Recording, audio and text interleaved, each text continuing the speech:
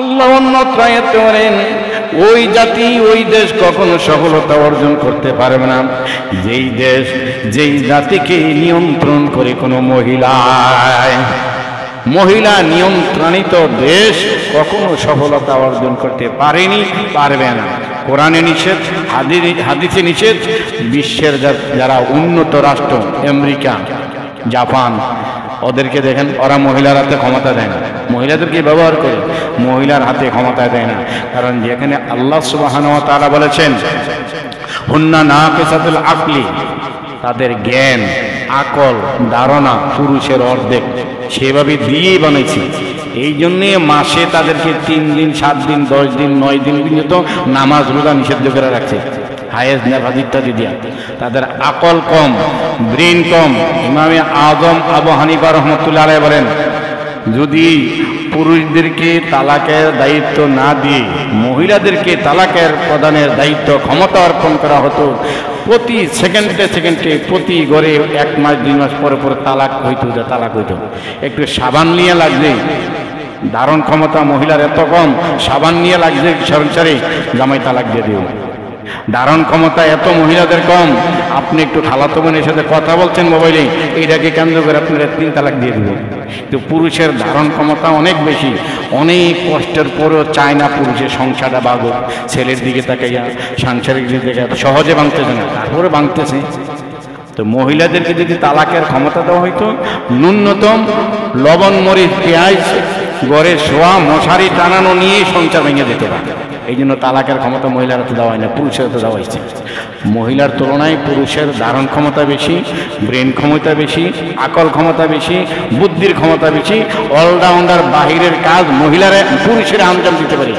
আপনি রাজনীতিকের কারণে কক্সবাজার যাবেন, যাইতে পারেন, কোনো বাধা নেই। কিন্তু একটা মহিলা, তাহার সাথে সঙ্গী ছাড়া কি রাত্রে দিনে রাজনৈতিক প্রোগ্রাম করা সম্ভব? তার সাথে অনৈতিক কাজ বা গুনার কাজ বা সেই নিজের দর্শনের শিকার, ইফতিজিকের শিকার হওয়ার সম্ভাবনা রয়েছে। সে একা রাত্রে নিজেতে মেল দরবার করা সম্ভব নয়। এই জন্য মহিলাদের উপর রাজত্ব দেয় নাই, না হলে 1,26,000 পয়গম্বর আল্লাহ পাঠাইছে। এনে কি 2-1 মহিলারে আল্লাহ নবী বানাইল না? 2-1 মহিলাকে আল্লাহ রসুল বানাইল না কেন? যে দবনে ওয়ালে আসমানিহি হাম, बातिल से दबने वाले आसमानी हम, 100 बार कर चुका है इम्तिहा हमारा, 100 बार कर चुका है इम्तिहा हमारा। गाजी हूँ हमें वरना फतह वरना शहीद वरना शहादत, गाजी हूँ हमें करना फतह वरना शहादत, 100 बार कर चुका है इम्तिहा हमारा, 100 बार कर चुका है इम्तिहा हमारा। तलवार बकड़ हो गई मैदान असीरे, तलवार बकड़ हो गई मैदान असीरे, दुश्मन के मुकाबल में कहे नारे तकबीर, दुश्मन के मुकाबल में कहे नारे तकबीर। আলহামদুলিল্লাহ।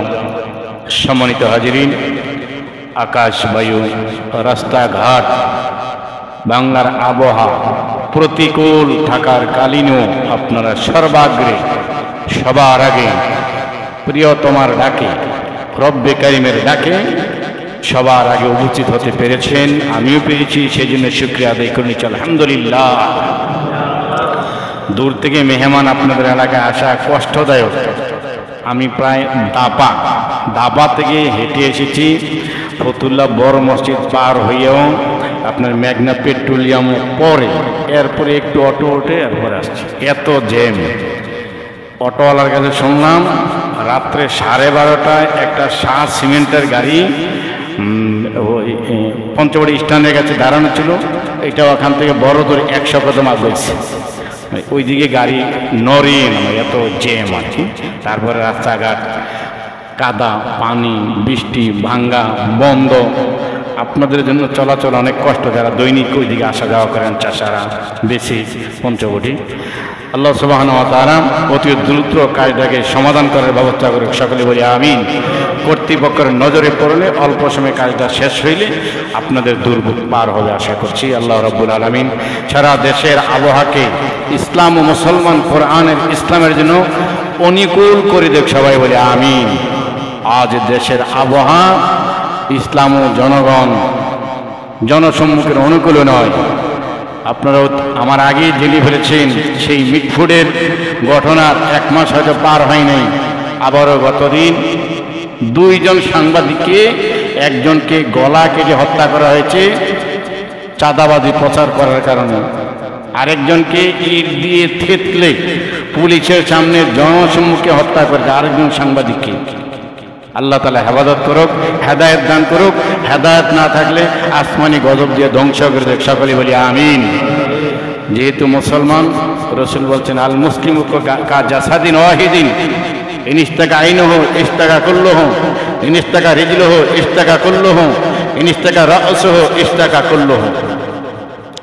মুসলমান একজনই আঘাত পাইলে, কষ্ট পাইলে ধরে নিতে হবে আমি মুসলমানই ভাই কষ্ট পাইছি। তা বায়ু, আকাশ, রাস্তাঘাট ইসলাম ও মুসলমানের অনুকূল নয়, প্রতিকূলই।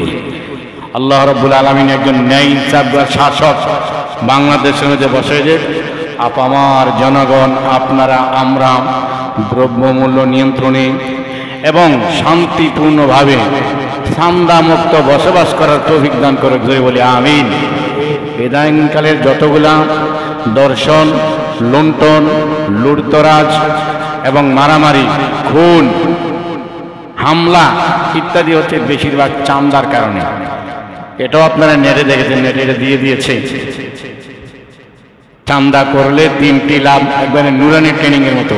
চাঁদা করলে 3টি লাভ, 1 নম্বরে নিজে খায়, 2 নম্বরে দলে খায়, 3 নম্বরে চাঁদার টাকা বিদেশ যায়। ধরে কই নাউযুবিল্লাহি মিন যালিক। আল্লাহ রাব্বুল আলামিন ওই আক্রোশওয়ালা ভাইদেরকে হেদায়েত দান করুক। চাঁদাবাজি, খুনি, দর্শনকারী যেই দলের হোক, সেই ইসলাম মানবতার দুশমন। সে আওয়ামী লীগের হোক, বিএনপির হোক, জামাতের হোক, ইসলামী আন্দোলনের হোক, জমিয়তের হোক, খেলাফত আন্দোলনের হোক, খেলাফত মজলিসের হোক, যেই দলের হোক, সে দেশ ও মানবতার শত্রু, সে জনগণের শত্রু, সে ইসলামের শত্রু। চাঁদাবাজিকে যদি রাজনীতির আয়ের উৎস বানানো হয়, তো এই রাজনীতি বাংলাদেশে ভয়াবহ রূপ ধারণ করবে। রাজনীতি কোনো মানুষের আয়ের উৎস হতে পারে না। যদি হয় তাহলে ওখানে মারামারি, ওখানে চাঁদাবাজি, ওখানে পদ নিয়ে মারামারি হবে, চেয়ার নিয়ে মারামারি হবে। এমনকি দোয়া পড়াইতেছেন, 1 প্যাকেট বিরিয়ানিও মারামারি হবে, দলে দলে মারামারি হবে, এক দলের সাথে মারামারি হবে, এই দলে এই দলের গ্রুপিং, 2 গ্রুপ 3 গ্রুপ হয়ে মারামারি হবে, যদি রাজনীতিটা নিজের আয়ের উৎস হয়ে থাকে। আর রাজনীতিতে যদি দেশে সুশাসন কায়েম, ইসলাম প্রতিষ্ঠার নিয়ত থাকে, তাহলে এখানে রসুলের সুন্নাহ নিয়ম হইল, কোনো দলের কোনো জায়গার পদ যদি অন্যরা দেয় তো আলহামদুলিল্লাহ, নিজে চেয়ে নিতে নেই। নিজের দলের পদ চেয়ে নেওয়া ইসলামের শান নয়। যদি উপর থেকে চাপিয়ে দেয়, তারপরে আল্লাহর কাছে ক্ষমা চাওয়া, আল্লাহ আমাকে যে সহসভাপতি, সভাপতি, সেক্রেটারি, কেশিয়ারের দায়িত্ব দেওয়া হয়েছে, আমি পালন করার উপযোগী না, তাহলে ওই ব্যক্তি যদি ওই দায়িত্ব পালনে অবহেলা হয়, আল্লাহর কাছে আর তার খেসারত দেওয়া লাগবে না, জবাব দিয়ে লাগবে না। কারণ সে চায় না এই পদটা, তাকে উপর মহল থেকে অন্য মহল থেকে চাপিয়ে দিতে সে অনীহা প্রকাশ করে। আর নিজে দল লবিং করে চেয়ে একটা দলের পদ নিছে, ওই পদে যদি দায়িত্ব অবহেলা করে, ওই পদে যদি খেয়ানত করে, পূর্ণাঙ্গ মহল্লা, এলাকা, থানা, জেলা, যেই ওয়ার্ডের দায়িত্বশীল, থানার দায়িত্বশীল, জেলার দায়িত্বশীল, দেশের দায়িত্বশীল, পূর্ণাঙ্গ সব জনগণের দায়ভার সে একা দিতে হবে। এমনি নিজের হিসাব দিয়ে তো নিজে জান্নাতে যাওয়া কঠিন, আবার পুরা এলাকার মানুষের দায়িত্ব নিলাম ইচ্ছা করে চাই যে আমি সভাপতি হতে চাই, সেক্রেটারি হতে চাই, ক্যাশিয়ার হতে চাই, তাহলে সবার দায়ভারটা আমার উপর আসলো। কতটুকু আমি আপনি আমানতদারি পালন করতে হব, আল্লাহু আলাম। আল্লাহ হেদায়েত দান করে, সবাই বলি আমিন। তা আমরা আজকে যে আলোচনাটা করব, আল্লাহ সুবহানাহু ওয়া তাআলা বলেছেন, ওয়াল্লাযীনা জাহাদু ফীনা লানাহদিয়ান্নাহুম সুবুলানা ওয়াল্লাযীনা জাহাদু ফীনা লানাহদিয়ান্নাহুম সুবুলানা। যারা আমি আল্লাহর রাস্তায় থাকতে চাই, আমি আল্লাহর রাস্তায় জিহাদ করতে চাই, সংগ্রাম করতে চাই, আমি আল্লাহ তার জন্য জান্নাতের রাস্তা সহজ করে দেই। আমি আল্লাহর রাস্তায় যারা থাকতে চাই, মুজাহাদা করতে চাই, আমি তার জন্য জান্নাতের রাস্তা করে দেই, আমি তার জন্য ওই রাস্তাটা সহজ করে দেই। আল্লাহ রাব্বুল আলামিন অন্যত্র আয়াতে বলেছেন, যেই জাতি ওই সম্প্রদায়কে আমি হেদায়েত দান করি না, যেই সম্প্রদায়ের লোকেরা, যেই মানুষগুলো আমি আল্লাহর কাছে হেদায়েত কামনা করে না, আমার কাছে হেদায়েত চাই না, আমি তাদেরকে হেদায়েত দেই না। আল্লাহ অন্যত্র আয়াতে বলেন, ওই জাতি ওই দেশ কখনো সফলতা অর্জন করতে পারবে না যেই জাতিকে নিয়ন্ত্রণ করে কোনো মহিলা নিয়ন্ত্রণিত দেশ কখনো সফলতা অর্জন করতে পারেনি, পারবে না। কোরআনে নিষেধ, হাদিসে নিষেধ। বিশ্বের যারা উন্নত রাষ্ট্র, আমেরিকা, জাপান, ওদেরকে দেখেন, ওরা মহিলার হাতে ক্ষমতা দেয় না, মহিলাদেরকে ব্যবহার করে, মহিলার হাতে ক্ষমতা দেয় না। কারণ যেখানে আল্লাহ সুবহানাহু ওয়া তাআলা বলেছেন, হুন্না নাকিসাতুল আকলি, তাদের জ্ঞান, আকল, ধারণা পুরুষের অর্ধেক, সেভাবে দিয়েই বানাইছি। এই জন্যে মাসে তাদেরকে 3 দিন, 7 দিন, 10 দিন, 9 দিন পর্যন্ত নামাজ রোজা নিষিদ্ধ করে রাখছে, হায়েজ, নেফাজ ইত্যাদি দিয়া। তাদের আকল কম, ব্রেন কম। ইমামে আজম আবু হানিফা রহমতুল্লাহ আলাইহি বলেন, যদি পুরুষদেরকে তালাকের দায়িত্ব না দিয়ে মহিলাদেরকে তালাকের প্রদানের দায়িত্ব, ক্ষমতা অর্পণ করা হতো, প্রতি সেকেন্ডে প্রতি ঘরে 1 মাস 2 মাস পরে তালাক হইতো। একটু সাবান নিয়ে লাগছে, ধারণ ক্ষমতা মহিলার এত কম, সাবান নিয়ে লাগছে সংসারে, জামাই তালাক দিয়ে দিও। ধারণ ক্ষমতা এত মহিলাদের কম, আপনি একটু খালাতো বোনের সাথে কথা বলছেন মোবাইলে, এইটাকে কেন্দ্র করে আপনি 3 তালাক দিয়ে দিবেন। কিন্তু পুরুষের ধারণ ক্ষমতা অনেক বেশি, অনেক কষ্টের পরেও চায় না পুরুষের সংসারটা বাগুক, ছেলের দিকে তাকাইয়া, সাংসারিক দিকে সহজে ভাঙতেছে না, তারপরে ভাঙতেছে। তো মহিলাদেরকে যদি তালাকের ক্ষমতা দেওয়া হইতো, ন্যূনতম লবণ, মরিচ, পেঁয়াজ, ঘরে শোয়া, মশারি টানানো নিয়েই সংসার ভেঙে দিতে পারে। এই জন্য তালাকের ক্ষমতা মহিলার হাতে দেওয়া হয় না, পুরুষের হাতে দেওয়া হয়েছে। মহিলার তুলনায় পুরুষের ধারণ ক্ষমতা বেশি, ব্রেন ক্ষমতা বেশি, আকল ক্ষমতা বেশি, বুদ্ধির ক্ষমতা বেশি, অলরাউন্ডার। বাহিরের কাজ মহিলারা পুরুষের আঞ্জাম দিতে পারে। আপনি রাজনীতিকের কারণে কক্সবাজার যাবেন, যাইতে পারেন, কোনো বাধা নেই। কিন্তু একটা মহিলা, তাহার সাথে সঙ্গী ছাড়া কি রাত্রে দিনে রাজনৈতিক প্রোগ্রাম করা সম্ভব? তার সাথে অনৈতিক কাজ বা গুনার কাজ বা সেই নিজের দর্শনের শিকার, ইফতিজিকের শিকার হওয়ার সম্ভাবনা রয়েছে। সে একা রাত্রে নিশিতে মেল দরবার করা সম্ভব নয়। এই জন্য মহিলাদের উপর রাজত্ব দেয় নাই, না হলে 1,26,000 পয়গম্বর আল্লাহ পাঠিয়েছে। এনে কি 2-1 মহিলারে আল্লাহ নবী বানাইল না? 2-1 মহিলাকে আল্লাহ রসুল বানাইল না কেন? একজন মহিলাকে নবী, রাসূল, পয়গম্বর বানাইছেন? দেন নাই। খতরার সম্ভাবনা আছে, অনৈতিক কাজের সম্ভাবনা আছে, পদস্খলনের সম্ভাবনা আছে। এই জন্য কোনো মহিলাকে, এরে মারিয়াম আলাইহিস সালাম আল্লাহর এত প্রিয় বান্দি, ফাতেমা রাদিয়াল্লাহু তাআলা আল্লাহর এত প্রিয় বান্দি, খাদিজাতুল কুবরা রাদিয়াল্লাহু তাআলা আল্লাহর এত প্রিয় বান্দি, আয়েশা রাদিয়াল্লাহু তাআলা আল্লাহর এত প্রিয় বান্দি, আসিয়া রাদিয়াল্লাহু তাআলা আনহা আল্লাহর এত প্রিয় বান্দি। দুনিয়াতে জান্নাত দেখায়া রুহুটা কব্জ করতেন। এমন লোকগুলাকে নবী, রাসূল, ডিসি, এসপি, জেলা প্রধান, রাজ্যের প্রধান বানাই দিতে পারতো না? বানায়নি। এতে বোঝা যায় আল্লাহ সুবহানাহু ওয়া তাআলা পুরুষদেরকে নেতৃত্বের জায়গায় দিয়েছে। বুখারী শরীফের হাদিস। তখন তো বললাম 3-4 আয়াতের কথা। বুখারী শরীফের হুজুর পাক সাল্লাল্লাহু আলাইহি ওয়াসাল্লাম বলেছেন, লা ইউফলিহু কওমুন ওয়াল্লাহু আমারাহুম বিইমরাতিন। এটা কোরআনের হাদিসের, হাদিসটা কোরআনের নির্যাস। ওই জাতি সফল হতে পারবে না যাদেরকে নেতৃত্ব দেয় মহিলা। আজকে আমরা সেই মহিলা নেতৃত্বের কাছে বারবার বাংলাদেশ হঠাৎ খাচ্ছি বিদায় আমাদেরকে মহিলা যখন শাসক হয়, অন্য দেশের শাসকরা এই দেশের রানীদের সাথে সম্পর্ক বজায় রাখতে বেশি চায়। এটা স্বাভাবিক।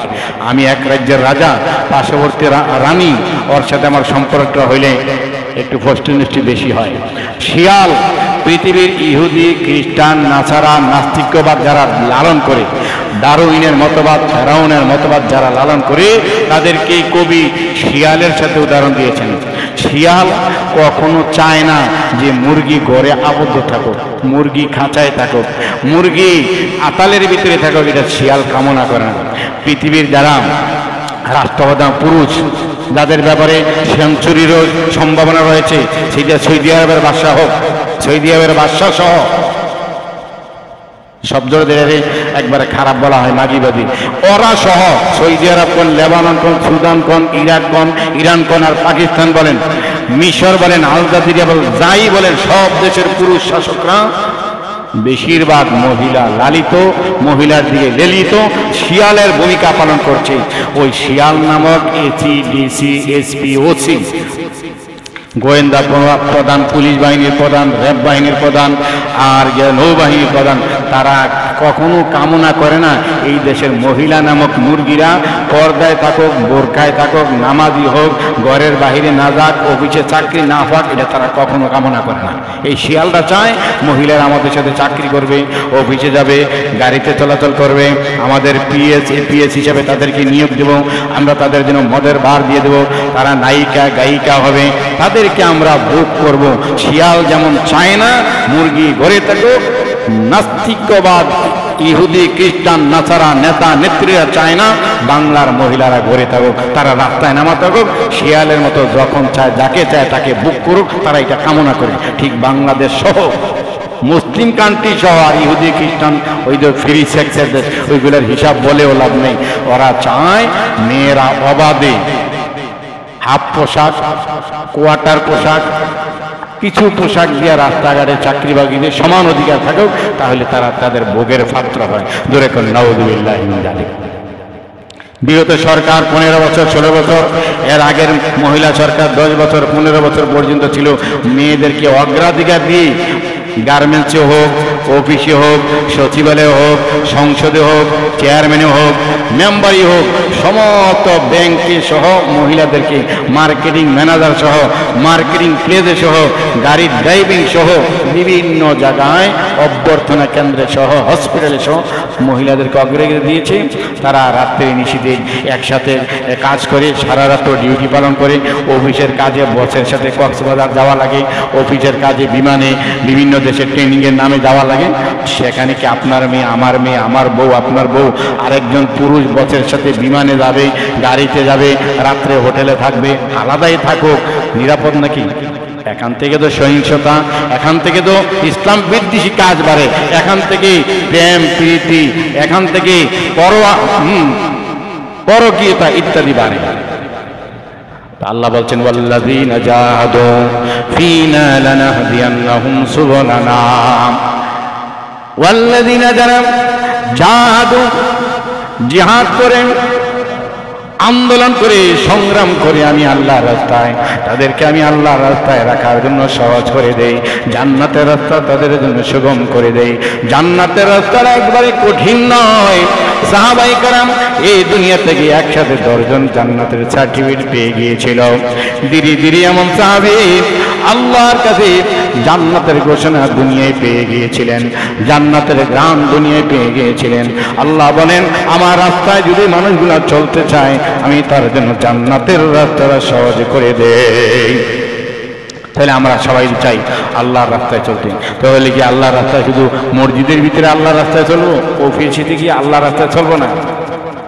আল্লাহ কোরআনের অন্য আয়াতে বলছেন ইয়া আইয়ুহাল্লাযীনা আমানু দুখুলু ফিস-সিলমি কাফা ওয়া লা তাত্তাবিউ খুতুওয়াতিশ শাইতান ইন্নাহু লাকুম আদুউম মুবিন। হে ইমানদারগণ, তোমরা পূর্ণাঙ্গ ইসলামের ভিতরে প্রবেশ করে ফেলো, অর্ধ প্রবেশ করিও না, কোয়ার্টার ইসলামে প্রবেশ করিও না, পূর্ণাঙ্গ ইসলামের ভিতরে তোমরা প্রবেশ করো, পূর্ণাঙ্গ ইসলামের ভিতরে তোমরা প্রবেশ করো। রাত্রে যখন আমি রাত্রে ঘুমাইতে যাই, লেপের করে যখন শীতকালে কম্বলের থেকে যাই, অর্ধেক যাই না, পুরাটা যাই, পুরাটা যাই। এমনটি নয় লেপের ভিতরে, এমনটি নয় কম্বলের ভিতরে অর্ধেকটা শরীর রাখি, অর্ধেকটা শরীর বাইর করে রাখি, কারণ অর্ধেকটা শরীরে ঠান্ডা লেগে যাবে, পূর্ণাঙ্গ শরীরটা কম্বলের ভিতরে শীতের বয়ে ঢুকাইয়া দেয়। ঠিক তেমনি ভাবে গরমকালে যখন মশারি টানাই, মশারির ভিতরে অর্ধেক শরীর, মশারির বাহিরে অর্ধেক শরীর, এমন আমরা কেহ করি না। পূর্ণাঙ্গ শরীরটা মশারির ভিতরে ঢুকাইয়ে দেই, মশার বয়ে পূর্ণাঙ্গ শরীরটা মশারির ভিতরে রাখি। ঠিক তেমনি ভাবে আমরা যখন বাথরুমে যাই, টয়লেটে যাই, অর্ধেক প্রস্রাব করি, অর্ধেক প্রস্রাব নামাজের পরে করব, অর্ধেক প্রস্রাব করি, অর্ধেক প্রস্রাব দাওয়াত খাওয়ার পরে করবে, এমনটা করি না। পূর্ণাঙ্গ প্রস্রাব করে ফেলি, পায়খানা গেলে পূর্ণাঙ্গ পায়খানা যতটুকু আছে করে ফেলি, লেপের ভিতরে পুরাটা বডি দিয়ে ফেলি, মশারির ভিতরে পুরাটা বডি দিয়ে ফেলি। আল্লাহ বলেন ইসলাম পালন করার ক্ষেত্রে অর্ধেক, পৌনে অর্ধেক, কোয়ার্টার ইসলাম পালন করার কোনো বিধান নেই। পূর্ণাঙ্গ ইসলামই তোমাকে পালন করা লাগবে, রাষ্ট্রীয় ইসলাম পালন করা লাগবে, তোমার অফিসের ভিতরে ইসলাম পালন করা লাগবে, ঘরের ভিতরে ইসলাম পালন করা লাগবে। এমনটি নয় শুধু মসজিদে আসলে 1 ঘন্টা ইসলাম পালন করব, মাদ্রাসায় গেলে অর্ধেক ইসলাম পালন করব, আর যখন সমাজে বিচারে বসবো ইসলামের দাঁড়দারি নাই, কোর্টে যখন যাবো ইসলামের দাঁড়দারি নাই, ব্যবসায় যখন যাবো ইসলামের দাঁড়দারি নাই, রাজনীতিতে যখন যাবো ইসলামের দাঁড়দারি নাই, রাষ্ট্র পরিচালনায় যখন যাবো ইসলামের দাঁড়দারি নাই। এমন অর্ধ ইসলাম পালন করতে আল্লাহ বলেননি, পূর্ণাঙ্গ। এই জন্য হুজুররা আগে রাজনীতি করতো না, হুজুররা আপনারা খুব পছন্দ করতেন, ভালোবাসতেন। যেই মাত্র হুজুররা রাজনীতিতে নেই, মা সান্দাবাদের বিরুদ্ধে কথা বলে, ঘোষের বিরুদ্ধে কথা বলে, সুদের বিরুদ্ধে কথা বলে, মহিলা নেতৃত্বের বিরুদ্ধে বলে, এখন আপনারা যারা হুজুরের পিছনে নামাজ পড়তেন, হুজুরের বক্ত আছেন, আপনি এখন হুজুরের বিরুদ্ধে লেগে গেছেন, হুজুরের খুঁড়িয়ে নাড়ি দোষ ধরা শুরু করতেন। হুজুরের লেগে কি রাজনীতি? হুজুরে কেন ভোট চায়, হুজুরে কেন সংসদে যেতে চায়? আরে যেই জায়গায় গেলে পুরা রাষ্ট্রটাকে ইসলাম বা অর্ধ ইসলাম বা ইসলামিয়াত করার সম্ভাবনা আছে, ওই জায়গাটাকে যতক্ষণ পর্যন্ত হুজুররা, আলেমরা, তাকওয়াশীলরা, পীরেরা যেতে না পারবে, ততক্ষণ পর্যন্ত মাঠে লক্ষ লক্ষ মুরিদ দিয়ে চিল্লাবে, মদের লাইসেন্স বাদ হবে না, মহিলা নেতৃত্ব বাদ হবে না, মদের বার বন্ধ হবে না, খুন তরাজ বিচার শাসন বন্ধ হবে না। বাংলাদেশে এমনও সময় গিয়েছে, লোকটায় চাঁদপুরে গত মাসেই পত্রিকা এসেছে, 30 বছর জেল খেটে বের হয়েছে, 30 বছর পরে বলা হয়েছে সে বেকসুর খালা, তার কোনো অন্যায় নেই। তো 30 বছর যে লোকটা জেল খাটে, তার জীবন যৌবন সব শেষ করে আসলো, এই খেসারত কে দিবে? ওই সে বিচারক দিবে। তা আপনি আমিও ওই জায়গার মধ্যে এমন একজন বিচারক পাঠাইতে পারিনি যেই ন্যায় ইনসাফ আর ন্যায় নিষ্ঠাবান। ওখানে বিচারক 1 কোটি টাকা দেওয়া ঘুষ দিয়া প্রধান বিচারক হিসাবে সে নিয়োগ হয়েছে। সেই একটা বড় রাষ্ট্রীয় বড় মামলার যখন আসামির বিচার রায় দিবে, উপরে প্রধানমন্ত্রী, সচিব, এসপিডিসি, হ্যাঁ স্বরাষ্ট্রমন্ত্রী, অমুক মন্ত্রীর কাছে ফোন দেয়, মামলা তো এটা এই অবস্থায় আছে রে, কি করা যায়? উনি বলে ফেলে, যদি আমাদের দলের লেশ পাওয়া যায়, আমাদের দলের লোক হয়, কোনো এমপি, মন্ত্রী, প্রাইম মিনিস্টার আত্মীয় হয়, তাহলে এটা যেভাবে হোক বেকসুর খালাস করে দাও, মামলাটা শিথিল করে দাও। আর যদি দেখা যায় আমার দলের বিরুদ্ধে লোক, এদের যে কোনোভাবে 1-2-তে খালাস করে দাও, এটা হচ্ছে ফাঁসি দিয়ে দাও, না হয় যাবজ্জীবন দিয়ে দাও, যে কোনো একটা করে দাও। এমন হয় কি হয় না? যদি ন্যায় ইনসাফদার বিচারকটা হইতো, সে বললো না, এখানে কারো কাছে ফোন দেওয়া দেই নেই, আইনের ধারা অনুযায়ী তার বিচার এটাই হওয়া দরকার।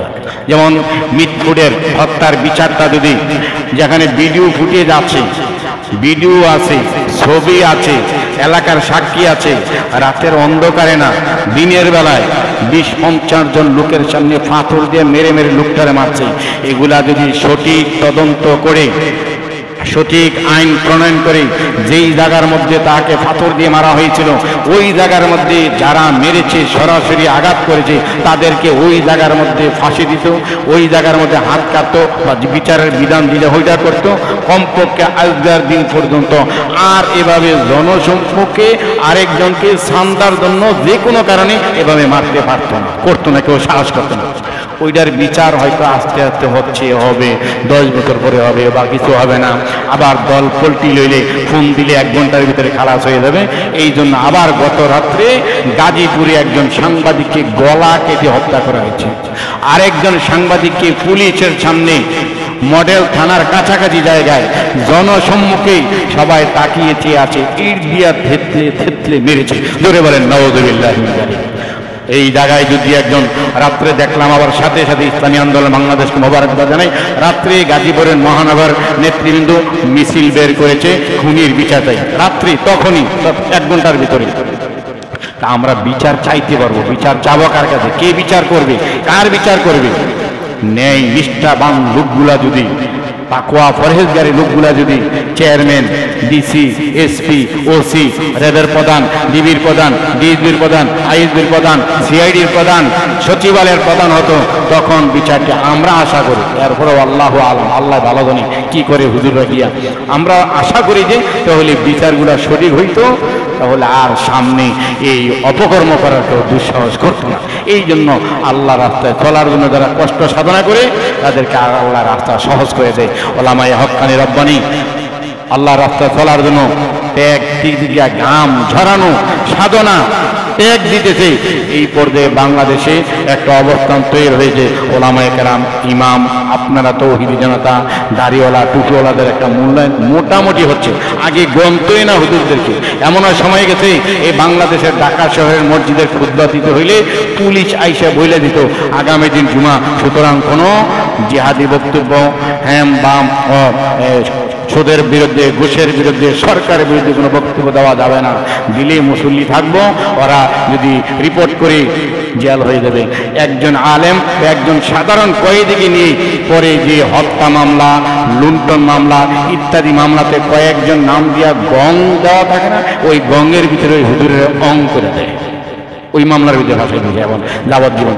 হুজুরেই যে হেফাজতের 2013 সালের মামলা আইজও একজনের নামে 20টা 30টা মামলা আইজও আছে। অনেকের যে খারিজ হয়েছে, কিছু কমছে। একজনের নামে 20টা 30টা 40টা মামলা। তো এই 13 বছরে 20টা 30টা মামলার এক থানায়, এক জেলায় এগুলার হুজুর হাজিরা দিতে দিতে আর উকিলের বাড়িতে দৌড়াইতে দৌড়াইতে ওনার জানছে সেই ইসলামের পক্ষে কি জেহাদার ঘোষণা করুক, কি বক্তব্য দেব, সে কি ইসলামের পক্ষে কাজ করবে, শেষ তাকে এখানে দুর্বল করে দিবে।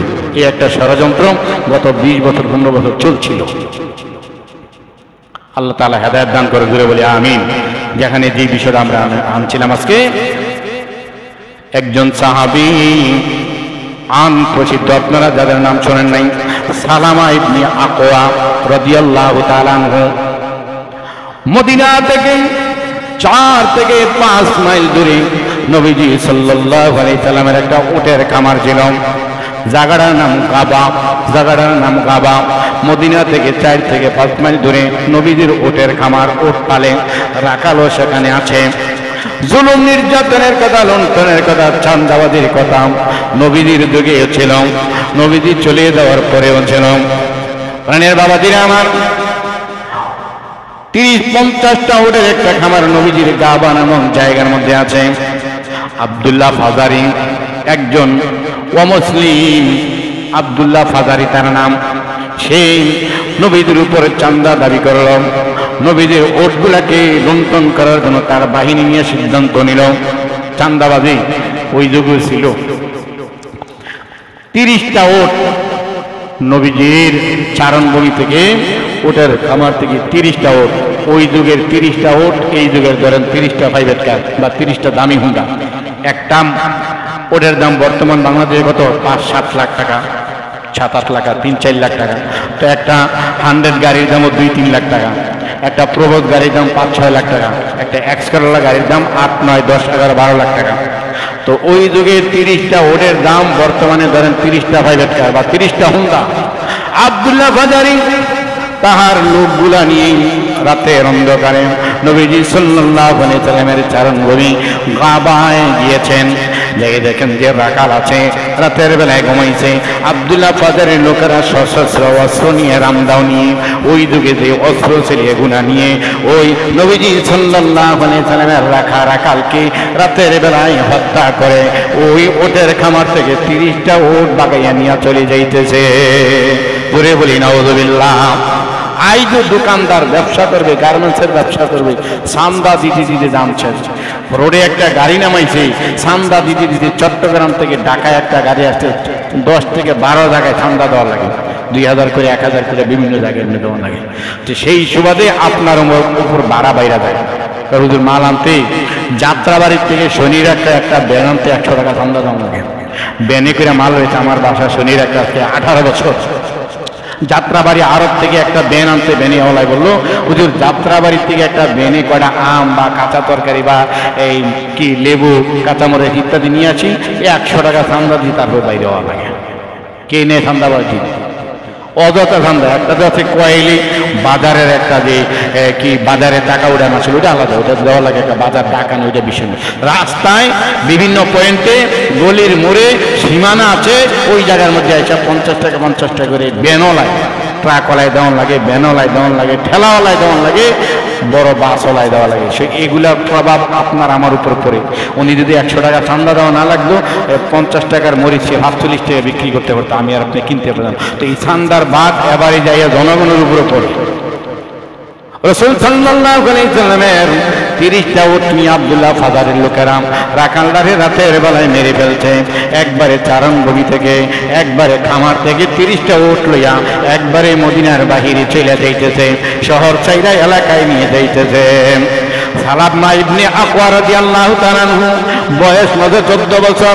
আল্লাহ তো বলছেন ওয়াল্লাযীনা জাহাদু ফীনা লানাহদিয়ান্নাহুম সুবুলানা, যারা আমি আল্লাহর রাস্তায় সাধনা করে, আমি আল্লাহর রাস্তায় থাকতে চাই, আমি আল্লাহর রাস্তায় থাকার জন্য আন্দোলন করে, জিহাদ করে, চেষ্টা করে, আমি আল্লাহ তাদেরকে জান্নাতের রাস্তা সহজ করে দেই, আমি আল্লাহ তাদেরকে আমি আল্লাহর রাস্তায় চলার জন্য সহজ করে দেই। মাত্র 14 বছর সালামা ইবনে আকওয়া। তবে সে তীরন্দাজ, ভালো দৌড় দিতে পারে, দৌড়ের প্রতিযোগিতায় সে ঘোড়ার চেয়ে আগে যেতে পারে। তার ব্যাপারে মদিনায় এমন বলা আছে যে সালামা ইবনে আকওয়া ঘোড়ার চেয়ে বেশি তিরিশ দৌড়বাজ, তীরন্দাজ। সে তীর কোনটারে নিক্ষেপ করলে একদম মিস যায় না। সালামা ইবনে আকওয়া দেখলেন 30টা উট নিয়ে যাইতেছে। কে? আব্দুল্লাহ ফাদারের দলের লোকেরা, গডফাদারের লোকেরা চিন্তা পালাইছে। ডাক যা কয়েকগুলা যদি নবীজির খামারের উট, একটা উটকে আমি নিতে দেব না। এতগুলা পাপাচার, এতগুলা চান্দাবাজ, এতগুলা লুটতরাজ নবীজির খামার থেকে উট নিয়ে চলা শুরু করেছে। একজন মাত্র সাহস কইরাম আল্লাহর রাস্তায় দাঁড়িয়ে গেছে, নিজের দিকটা নিয়াম এভাবে আঘাত করা শুরু করছে। একটা ওটু এডি নবীজির খামারের ওট আমি চিনি। দেওয়ানবাগে কিছু উট ফালে দেখবেন, আমি গেছি দেওয়ানবাগের খামারে, মতিঝিলে বাংলাদেশ ব্যাংকের পিছনে পূর্ব সাইডে এক একটা ওটের গায়ে এভাবে ফিতা দেওয়ার নাম লেখা আছে। এই ওটটার নাম বেলাল, এই ওটটার নাম রশিদ, ইত্যাদি ইত্যাদি নাম লেখা আছে। নবীজির খামারের উট, নবীজির ভক্ত সাহাবী সালামা ইবনে আকওয়া রাদিয়াল্লাহু তাআলা আনহু দেখা চিনছে। এগুলা নবীজির উট। কে নিল, কিভাবে নিল? পাহাড়ের উপরে উঠে দেখে নবীজির উটের খামার খালি। ওই লোক একটা যে দারোয়ান আছে, রাখাল আছে, পয়রা রয়েছে, সিদ্ধান্ত নিচ্ছে নবীজির উটগুলা লুটতরাজ করে নিয়ে যাইতেছে। নবীজির রাখা ওটাকে মেরে ফেলছে। সালামা ইবনে আকওয়া একা তীর নিক্ষেপ শুরু করছে। এত দ্রুত তীর নিক্ষেপ করতেছে, শত্রুপক্ষ চান্দাবাজরা লুটতরাজ মনে করতে অনেক লোক অনেকক্ষণ পরে পরে একটা তীর মারে। এত ঘন ঘন তীর মারার, সেই তীরের ব্যাপারে এত একপট ঘন ঘন তীর মারতেছে। ওরা বলছে লোক দেখানি একজন না, অনেক লোক তীর মারতেছে। সুতরাং তারা দাঁড়াই গেছে, দাঁড়াইয়া ফেলেন, হাত জোর করছে, ডাক দেওয়া কয় উটগুলা ছেড়ে দিলাম, আমাদেরকে তোমরা রক্ষা করো। লোক কিন্তু একজন। আল্লাহ রাস্তায় একজন যদি দাঁড়িয়ে যায় জিহাদের ময়দানে হকের পক্ষে, মিথ্যার বিরুদ্ধে, দেখবেন কোন একটা মদের আড্ডাখানায়, জিনাখানায় আপনি সাহস করে যদি দাঁড়িয়ে যান, 10 জন চোর পালাইতে বাধ্য হবে একজন হক্কানি লোকের কারণে। সে আল্লাহ রাস্তায় হকের পক্ষে আছে।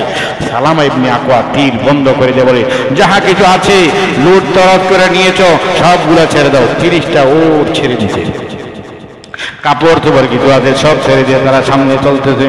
এমনি সালামা রাদিয়াল্লাহু তাআলা আনহু আবার পাহাড়ের উপরে উঠছে। পাহাড়ের উপরে উঠা ডাক দিয়ে বলতে, মদিনার লোকেরা রে, নবীজির খামারের উটগুলা আব্দুল্লাহ ফাদারের গডফাদারের লোকেরা লুণ্ঠন করে লয়ে যাইছে। কে কোথায় আছো? তোমরা দৌড়ে রাস্তার মধ্যে আসো, আব্দুল্লাহ ফাদারের লোকগুলাকে তোমরা আটক করো। বলছে না পাহাড়ের উপর থেকে। পাহাড়ের উপর থেকে বললে গলার আওয়াজ আধা মাইল, 1 মাইল, 2 মাইল পর্যন্ত যায়। জোরে বলছে, সাহাবীর আওয়াজ, নবীর সাহাবী আওয়াজ দিছে, আওয়াজ দিয়ে আবার পাহাড় থেকে নামছে। এইবার আব্দুল্লাহ ফাজারের লোকেরা যখন ওট ছেড়ে দিয়ে সামনে বাড়তে দেখা যাচ্ছে আব্দুল্লাহ ফাজারের আরেক গ্রুপের লোক, তাদেরই আরেক গ্রুপের লোক আরো 10-12 জন রেডি হয়ে গেছে। এবার তাদের দল ভারী হয়েছে, দোনো দল চুক্তি করতে যে আমরা যেহেতু লোক বেশি, এইবার ওই লোকদের উপর হামলা শুরু করি। ওই লোকগুলা কারা? লোক তো মাত্র একজন, সালাম ইবনে আকওয়া। তিনি অনেক তীরান্দাজ, অনেক সাহসী। আল হারবু খিদাতুন, যুদ্ধের নাম, কৌশলের নাম হইল যুদ্ধ। সে এত কৌশল করে ঘন ঘন তীর মারছে, তারা মনে করছে অনেক লোক এখানে, অনেকগুলা, তাদের সাথে আমরা পারবো না। এই ভয়ে তারা সিলিন্ডার করে বলে। এরপরে যখন আব্দুল্লাহ ফাজারের আরেক গ্রুপ লোক আসছে, লুটতরাজের, গডফাদার, ছিনতাইকারী, সাদাবাজি, ধান্দাবাজি, তারা এবার আব্দুল্লাহ সালাম ইবনে আকওয়াকে আবার তীর মারা শুরু করলো। তারা এবার সারাতে নাই। এবার সালামা ইবনে আকওয়া রাদিয়াল্লাহু তাআলা আনহু বুঝেছেন তারা তো মনে যায় না ছড়াইছে, আমি দুর্বল, আমি একক, না হয় তারা আবার ফেরতই আমাকে তীর মারতেছে, এখন তো আর রক্ত পাওয়া নাই, এতগুলো লোকের সাথে হয়তো সম্ভব হবে না। তথাপি বীর বিক্রম সাহসিকতার সাথে যুদ্ধ চালাই গেছে চান্দাবাদীদের সাথে। আইজও যদি চান্দাবাদীর বিরুদ্ধে, অসৎ কাজের বিরুদ্ধে সমাজের 2-3টা লোক থাকেন, ওই চান্দাবাদীরা, অসৎ লোকেরা, হারাম করেরা, ইয়াবা করেরা আপনাদেরকে ভয় পেতে বাধ্য। কারণ ওয়াল্লাযীনা জাহাদু ফীনা লানাহদিয়ান্নাহুম সুবুলানা, যারা আমি আল্লাহর রাস্তায় যুদ্ধ করে, সংগ্রাম করে, আন্দোলন করে, আমি আল্লাহ তাদেরকে রাস্তা সহজ করে দেই। সালামা রাদিয়াল্লাহু তাআলা আনহু গাছের ফাঁকে দাঁড়াইয়া তীর মারতেছেন আগের মতো ঘন ঘন, ওরা মারতেছে বৃষ্টির মতো, অনেক দলের তীর মারতেছে। এক পর্যায়ে সালামা রাদিয়াল্লাহু তাআলা আনহু নিজের তীরটা হাতের মধ্যে রেখে তাদেরকে ডাক দিয়ে বলে, তোমরা কে? আমারে চিনুনি? মদিনায় আমার বাড়ি। কিতাবে লেগে সালাম ইবনে আকওয়া রাদিয়াল্লাহু তাআলা নিয়ত চলে আসে, তীরটা নিক্ষেপ করে দিয়া তাদের সাথে কথা বলা শুরু করে দিই। এই কথা বলতে বলতে আমি যে পাহাড়ের উপরে ডাইকা আসছিলাম যে মদিনায় কে কোথায় আছো, রসুলের উটগুলা চুরি করে, ছিনতাই করে, লুটলুট করে লয়ে যাইতেছো, লয়ে যে তোমরা কে কোথায় আসে বাইরে, যদি 2-4 জন লোক এর ফাঁকে 2-4-10 মিনিট আইসা বলে, যদি আমার দল বাড়িয়ে গেল, চান্দাবাজের লুটতরাদের সাথে আমরা যুদ্ধ ঘোষণা করব, তাদের সাথে লড়াই চালিয়ে যাব। তীর মারা বন্ধ করে দিয়াম গাছের আড়াল থেকে সালামা রাদিয়াল্লাহু তাআলা আনহু ডাক দিয়ে বলেন, তোমরা কে? আমার চিনুনি? তারা তীর নিক্ষেপ করে বন্ধ করে দিয়ে বলে, পরিচয় বলো, কোনখানে তোমার পরিচয়?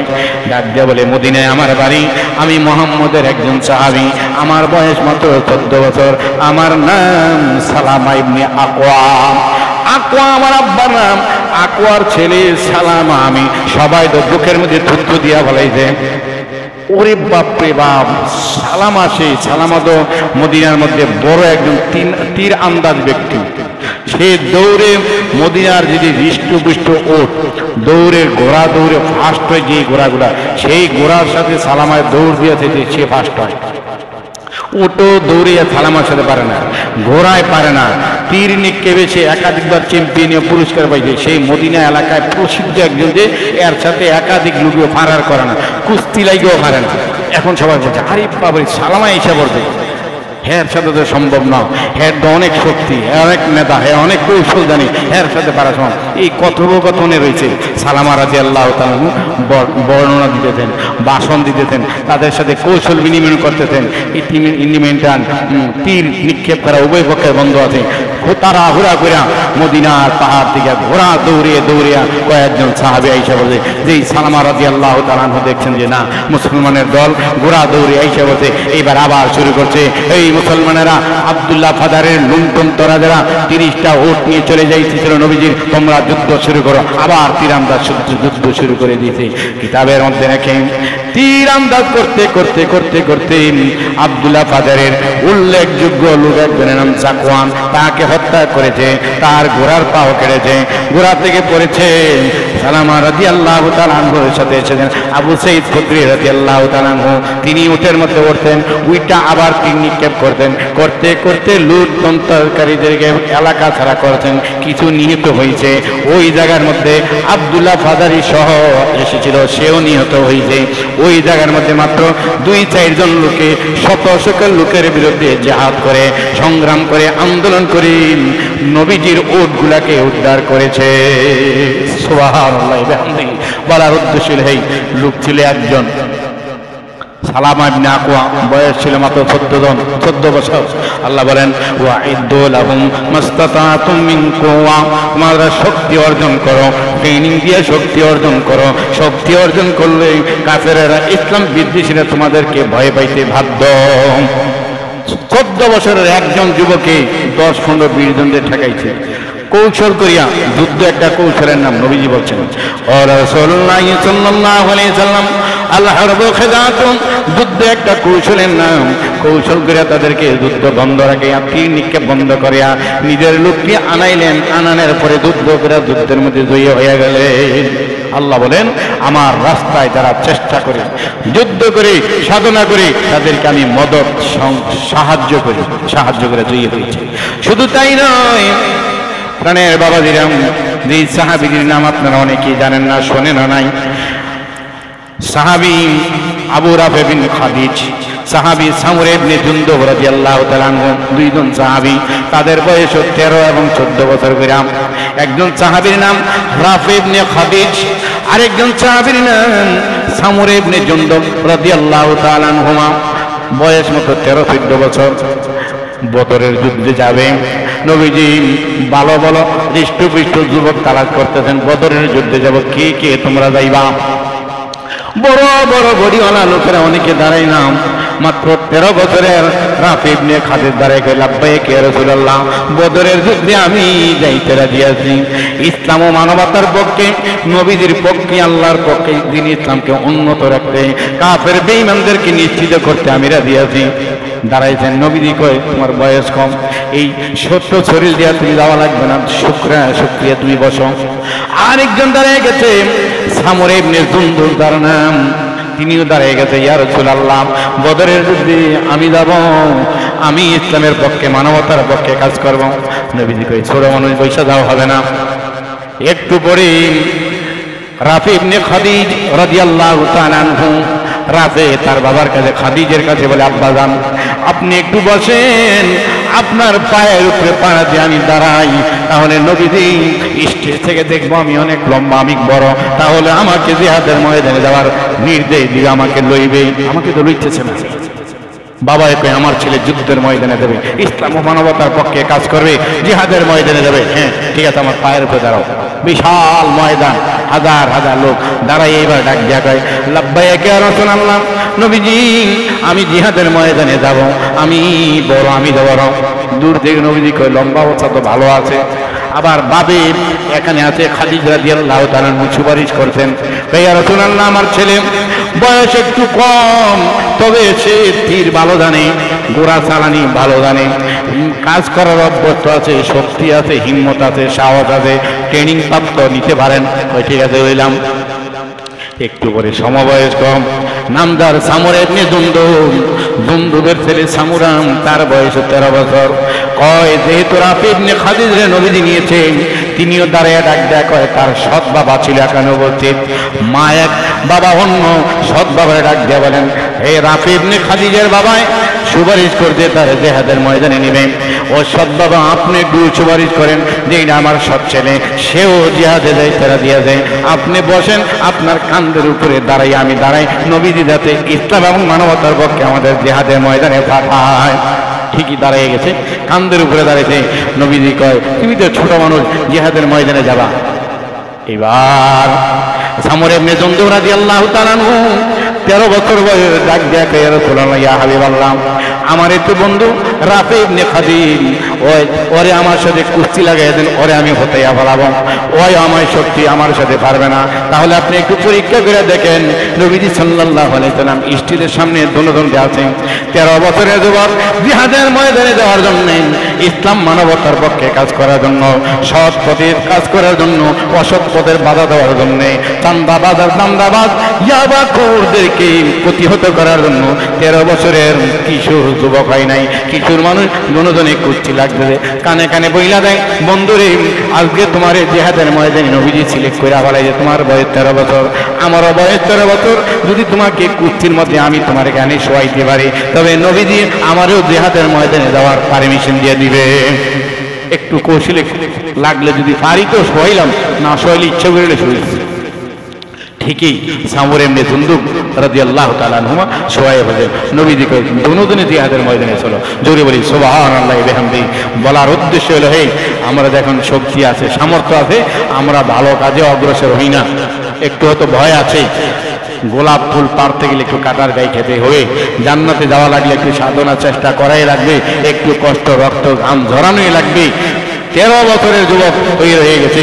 বদরের যুদ্ধে মুসলমানরা জয়ী গেছে মাত্র 313 জন, ইতিহাসে আরেক কিতাবে লেগে 315 জন, আর ওরা ছিল 1000-এর বেশি। গোড়া ওট তীর বেশি ছিল, তাদের ছিল কয়েকটা গোড়া কয়েকটা ওট মাত্র, এগুলো দিয়ে জয়ী হয়ে গিয়েছে। আপনি আমি আমরা যারা আছে অসৎ কাজের বাধা প্রদান করব, হকের পক্ষে থাকবো, সত্যের পক্ষে থাকবো, ন্যায়ের পক্ষে থাকবো, ইনসাফের পক্ষে থাকবো। যেখানে কথা দিয়ে পারবো কথা দিয়ে সাহায্য করবো, যেখানে ভোট দিয়ে সাহায্য করবো ভোট দিয়ে সাহায্য করবো, যেখানে তরবারি দিয়ে লাগলে তরবারি দিয়ে সাহায্য করবো, যেখানে টাকা দিয়ে লাগে টাকা দিয়ে সাহায্য করবো, যেখানে একটু মিছিলে গেলে লোক সমাগম যে যেদিক দিয়ে পড়ে এদিক দিয়ে সাহায্য করবো, এদিক দিয়ে লড়াই করবো, এদিক দিয়ে জেহাদ করবো। জেহাদ একটা পরিভাষা। জেহাদ বিল সাইফ, তরবারি দিয়েও যুদ্ধ হয়, লেখালেখির মাধ্যমে যুদ্ধ হয়, কথার মধ্যে যুদ্ধ হয়, লেখালেখির পত্র পত্রিকার মধ্যে যুদ্ধ হয়, চেষ্টা হয়, সাধনা হয়। শুধু তাই নয়, জিহাদের ময়দানে যাওয়ার জন্য নবীজি সাল্লাল্লাহু আলাইহি সাল্লাম উহুদের ময়দানে জিহাদের জন্য যাবেন। সমস্ত সাহাবীদেরকে একত্র করে তালাশ করতেছেন কে কে জিহাদের ময়দানে যাবা। অনেক টুকাদি হয়ে গেছে। তাদের মধ্যে একজনের নাম জাকওয়ান রাদিয়াল্লাহু তাআলা আনহু, নবীজির সাহাবী, মাত্র 12 বছর। জাকওয়ান দাঁড়ায় লাব্বাইক ওয়া সাদাই, উহুদের ময়দানে জিহাদে ইসলাম এবং মানবতার পক্ষে নবীজি আমি যাব। নবীজি কই জাকওয়ান বসো। আবার কতক্ষণ নবীজি তাশকিল করতেছেন, ওয়াজ করতেছেন। জাকওয়ান নিজের জায়গাটা লাইরা ওই মাথায় ছিল, ওই মাথায় গিয়ে বসছে। আবার নবীজি কতক্ষণ পরে ওয়াজ নসিহতের উপরে তাশকিল করে রাখ দিয়া কয়, উহুদের ময়দানে যদি ইসলামকে রক্ষা করা না যায়, উহুদের ময়দানে যদি মুসলমানরা বিজয়ী না হয়, উহুদের ময়দানে যদি মুসলমানরা নিশ্চিহ্ন হয়ে যায়, আগামীতে ইসলাম এবং মুসলমান আর থাকবে না, সরাসরি নামাজ পড়ার থাকবে না, মুসলমান একবারে নিশ্চিহ্ন হয়ে যাবে। সুতরাং যার যেটা আছে ওইটা দিয়ে ওদের ময়দানে লড়াই রেডি হয়ে যাও। যুগে যুগে রক্ত যদি না জড়াইতো, 56টা জিহাদ করেছেন রাসূল সাল্লাল্লাহু আলাইহি সাল্লাম, নিজে পাঠিয়েছেন, নিজে গিয়েছেন, মিলা টোটাল 56টা। 27টার মতো নবীজি গিয়েছেন, বাকিগুলোর মধ্যে অন্য সাহাবীদেরকে অধীনে বানিয়ে পাঠাইছেন। জাকওয়ান নিজের স্থান লাইরা অন্য জায়গায় গিয়ে বসছেন। বৈশাম এবার নবীজি আবার বলতেছেন, কি আছো উহুদের ময়দানে যাওয়া? কিছু লোক হয়েছে, আরো কিছু লোকের দরকার। বিশেষ করিলাম আমি মুহাম্মদ সাল্লাল্লাহু আলাইহি সাল্লামকে রাতের বেলায় আমার তাবুড়ারে পাহারা দিবা, এমন কিছু যুবক দ্বারাও যারা উহুদের ময়দানে আমি মুহাম্মদের তাবুড়ারে রাতের বেলায় পাহারা দিবা। কারণ আমি অনেক সময় সাহাবীদেরকে দায়িত্ব বন্টন করার জন্য বলবো, তাহাজ্জুদ নামাজে আল্লাহর কাছে দোয়ায় বলবো, আমি একটু মুরাক্কাবা করে আল্লাহর সাথে কথা বলবো, এমন টাইমে যাতে কাফেররা আমার তাবু ঘেরাও কইরা হত্যা করতে না আসতে পারে। আমার তাবুরারে রক্ষণাবেক্ষণ পাহারা দেওয়ার জন্য কয়েকটা যুবক রেডি হও। যার নাম জাকওয়ান, জাগা লাইরা বলছে, বয়স মাত্র 12 বছর। ওই জায়গা কোনা দিয়া দাঁড়ায় লাব্বাইক ওয়া সাদাইক, রাসূল গো আমি আপনাকে রাতের বেলায় পাহারা দেওয়ার জন্য দাঁড়ায় গেলাম। বয়স মাত্র 12 বছর। নবী দাঁড়ায়, তোমার নাম কি? কয় আমার নাম আবু সাবা। আমার নাম আবু সাবা। আচ্ছা ঠিক আছে বসো। একটু পরে নবীজি আবার ডাক দিয়ে বলেন, কে আছো উহুদের ময়দানে? আমি নবীর বড়িকে পাহারা দিবাম, আমি নবীর তাবুকে পাহারা দেওয়ার জন্য কিছু যুবকের প্রয়োজন, কি আছো দাঁড়াও। আবার গিয়া জাকওয়ান, তিনার নামই জাকওয়ান, তিনারই আরেক নাম আবু সাবা, তিনারই দাদার নাম কায়েস ইবনে কায়েস, তার বাবার নাম কায়েস ইবনে কায়েস। জায়গা লাইরা বৈশা তৃতীয় জায়গা দিয়ে আবার দাঁড়ায় লাব্বাইক ওয়া সাদাইক। অনেক দূরে, ইয়া রাসূলুল্লাহ আমি যাব, যেহেতু ছোট মাত্র 12 বছর। নবীজি কয়ে বসো বসো। কতক্ষণ পরে নবীজি বলে, যেই 3জন যুবক বলছিলাম আমি নবীর বড়ি পাহারা দেওয়ার জন্য, হ্যাঁ হ্যাঁ তাবু পাহারা দেওয়ার জন্য বডিগার্ড হিসেবে থাকবা, তোমরা 3 জনে আসো, তোমাদের সাথে আমি পরামর্শ করে দেখি বা তোমাদের যোগ্যতা কি, ট্রেনিং প্রাপ্ত কিনা, তোমরা বুঝো কিনা কাজ, জিহাদের ময়দানের কাজ বুঝো কিনা, তারপর আমি নেব। এভাবে নিল তো হইব না। একজনই আসছে। নবীজি কই কি ব্যাপারে একজন আসছে? আরো 2 জন কই? অনেক দূরে না, আরো 2 জন দাঁড়াইছিলাম। জাকওয়ান ডাক জায়গায়, রাসূলুল্লাহ ইয়া হাবিবাল্লাহ তিন জায়গার মধ্যে আমি জাকওয়া নিয়ে দাঁড়াইছিলাম। তিন জায়গার মধ্যে তিনটা পরিচয় দিচ্ছি, তিনটা পরিচয় সত্য, যাতে করে জিহাদের ময়দানে ইসলাম এবং মানবতার পক্ষে ন্যায় ইনসাফের পক্ষে আমি থাকতে পারি। আমাকে তো নিবেন না জানি, তথাপি আমি তিন জায়গায় আমি একাই দাঁড়াইছিলাম। আমার নাম হইল জাকওয়ান। প্রথম যে এই কোণে আপনি বলছিলেন কে দাঁড়াবে, আমি বলছিলাম আমি জাকওয়ান। দ্বিতীয় কোণার মধ্যে গিয়ে আবার জায়গা লাইরে আমি দাঁড়াইছি, তখন আমি বলছিলাম আবু সাবা। আমার একটা ডাক নাম আছে এলাকার মধ্যে আবু সাবা, ওই নামটা। তৃতীয় কোণার মধ্যে যে দাঁড়াইছিলাম আমি যে বলছিলাম ইবনে কায়েদ, আমার আব্বার নাম কায়েদ, আমি ইবনে কায়েদ মানে কায়েসের ছেলে বলে পরিচয় দিলাম। তিনোটা লোকে আমি একাই, তিনোটা কোনো লোক নাই। আমি আপনার সাথে জিহাদের ময়দানে যাইতে রাজি আছি। সুবহানাল্লাহ বিহামদিহি।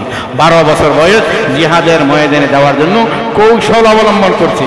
একবার কইছে আমি জাকওয়ান, আরেকবার কইছে আমি ইবনে কায়েস। ইবনে কায়েস মানে কায়েসের বেটা, নামটা বলে নাই। আরেক জায়গায় কইছে আবু সাবা, তার আরেক নাম আবু সাবা আছে এলাকায়। এই জায়গায় কইছে এই নামটা, ওই জায়গায় কইছে আরেক নাম। এনে কইছে আপনি ইবনে কায়েস, আমি কায়েসের ছেলে। কে তুমি? নবীজি বলছেন কে তুমি? আমি কায়েসের ছেলে। এনে আর নিজের জাকওয়ান নামটা বলে নাই। তবে নবীজি মনে করেছেন তিনজন যুবক দাঁড়াইছে, তিনজনে আমি নিয়ে যাই। ডাকার পরে ইয়া রাসূলুল্লাহ আমি যে ছোট মানুষ আমার নিবেন না, এই জন্য কৌশল করে তিনও জায়গায় আমি একবার বলছি আমার নাম, আরেকবার বলছি আমার উপনাম, আরেক বলছি আমি অমুকের ছেলে, আমার নামটা গোপন রাখছি। আমি নবীজি খুশি হইয়া মাথার মধ্যে দোয়া দিয়ে দিতেন। ওহুদের ময়দানে গিয়া ওই লোকটাই নবীজির বডিগার্ড হিসেবে কাজ করেছিলেন। লম্বা ইতিহাস, যেই বিষয়টা বুঝাইছিলাম ওয়াল্লাযীনা জাহাদু ফীনা লানাহদিয়ান্নাহুম সুবুলানা, যারা আল্লাহর রাস্তায় চেষ্টা করে যুদ্ধ করে তাদেরকে আল্লাহর রাস্তা সহজ করে দেয়। আইজো অসৎ কাজের খারাপ কাজের বাধা প্রদানকারী আপনারা যারা আছেন, যুদ্ধ জাহাদ করা লাগে, লড়াই করা লাগে, সংগ্রাম করা লাগে, চাই সেই লড়াই তরবারির মাধ্যমে হোক, কথার মাধ্যমে হোক, ভোটের মাধ্যমে হোক। আপনারা মনে করেন ভোট রাজনীতি ইসলামে নেই, এগুলো ইসলামের সাথে কোনো সম্পর্ক না, বিশাল একটা সম্পর্ক। আজ যদি সেই মোল্লা ওমরের মতো আফগানিস্তানের মতো হইতো, পার্লামেন্টে যদি সরকার আলেম মুফতি মুহাদ্দিস হইতো, তাহলে প্রধান বিচারপতি এমন মুহাদ্দিস মুফতি হইতো, প্রধান জজ কোর্টের জজরা এমন মুফতি, বড় বড় মুফতিগুলা কিন্তু বাহিরেতে টাইটেলদারি মুফতিগুলা নিয়ে আসতো। বাংলাদেশে টাকার কারণে বাংলাদেশে বড় বড় ইঞ্জিনিয়ার বুয়েটের কুয়েটের চুয়েটের থাকে না, অন্য দেশে তারা বেতন দিয়ে তাদেরকে নিয়ে যায়, তাদের ব্রেন দিয়ে অন্য দেশকে উন্নত করতেছে। ঠিক বাংলাদেশে যখন ভালো একটা অবস্থান হবে, তাদেরকে উন্নত টাকা দিয়ে যখন বাংলাদেশে বেতন দিয়ে আনা হবে, তাদের মাধ্যমে দেশ পরিচালনা হলে, কোর্ট পরিচালনা হলে, জজ কোর্ট পরিচালনা হলে, ব্যবসায়ীর প্রধান হলে, তো ব্যবসায়িক সিন্ডিকেট থাকবে না, হজের মধ্যে সিন্ডিকেট থাকবে না। একজন মাত্র, হাজার হাজার জনের মধ্যে একজন মাত্র আফম খালেদ সাহেব, একজন আলেম, হক্কানি আলেমদের ভিতরে একজন আলেমকে খালি ধর্ম উপদেষ্টা বানাইতেন। এই বছরও হজে যাওয়ার পরে, সরকারিভাবে হজে যাওয়ার পরে বাড়ি ভাড়া ইত্যাদি আদার্স খরচ বাঁচার পরে প্রায় মনে হয় 26 লক্ষ টাকা বেশি রয়ে গেছে, অতিরিক্ত রয়ে গেছে। এই টাইম না সরকারি ব্যবস্থাপনায় যারা হজে গিয়েছিল নিবন্ধন অনুযায়ী এক একজনের যা প্রাপ্য 10,000 20,000 করে ফেরত দিয়ে দিতে। ধরে কোন আল্লাহু আকবার। স্বাধীনতার 53 বছর বয়সে হজে গেছে, যাওয়া আসার পরে টাকা কিছু বাইচা গেছে, এই টাকা হাজিরদেরকে আবার ফেরত দেয়, একটাও হয়নি, 53 বছর হয়নি। ওর বেশি না করুক, 2-1 টাকা তো দেখছেন। এরকম প্রত্যেকটা গাঠে যদি এখন নির্ভরযোগ্য মুহাদ্দিস মুফতি ভালো তাকওয়া ছিল, ফরেসির আলেম হয়, আপনারা যারা আলেম বিদ্বেষী আছেন, আপনার কেন হুজুরেও গেলে কম করতে না, খাইলেও তো কম খাইব, আপনাদের থেকে কম হইলে খাইলে কম পক্ষে এই টাকাগুলো আবার ফেরত দিয়েছে।